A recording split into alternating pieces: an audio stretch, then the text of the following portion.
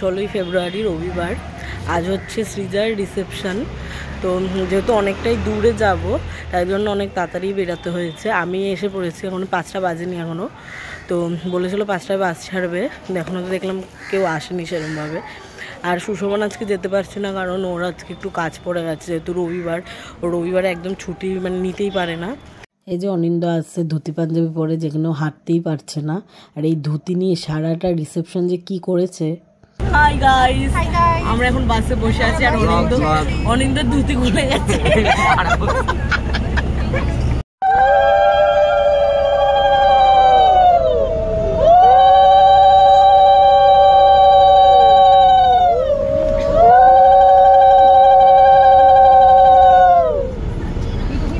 বেরিয়ে পড়েছি আমরা। আর সৃজার রিসেপশনটা হয়েছিল কোলাঘাটের থেকে একটু ভিতরে একটা রিসোর্টে।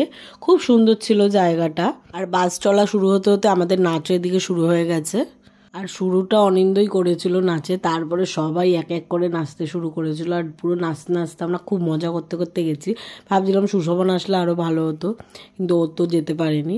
আর এখানে গানটাকে মিউট করে ভয়েস ওভারই দিতে হচ্ছে, কারণ এখানে হয়তো কপিরাইট এসে যেতে পারে, তাই জন্য আমি কোনো রিস্ক নিচ্ছি না। তো এইভাবে আপনারা একটু কষ্ট করে দেখুন। আর অনেক হয়তো ভাবতে পারেন যে গায়ে হলুদের পরে বিয়ের ব্লগ আসার কথা, সেখানে কেন আমি রিসেপশনের ব্লগ দিয়ে দিলাম। আসলে বিয়ে বাড়ির যে সন্ধেবেলায় আমি ভিডিও তো শ্যুট করেছিলাম, কিন্তু সেইভাবে আমার শ্যুট করা হয়নি ভিডিও। তো এই যে নাচ করতে করতে আমরা এখন পৌঁছেও গেলাম। আর বেশ সুন্দর ছিল যে এই রিসোর্টটা। এটা হচ্ছে স্টার ভিলেজ, যতদূর সম্ভব এই রিসোর্টটার নাম, কোলাঘাটের থেকে একটু এগিয়ে।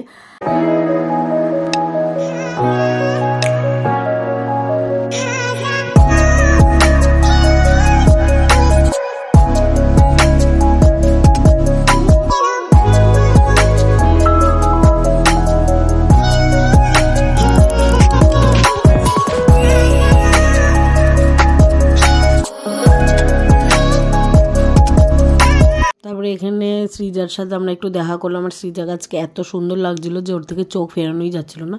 তারপরে ওর সাথে দেখা করে আমরা এদিকে এসে পড়লাম একটু স্টার্টার খাওয়ার জন্য। আর এখানে সুস্মিতা আর অনিন্দ অলরেডি দাঁড়িয়ে গেছে ফুচকা খেতে।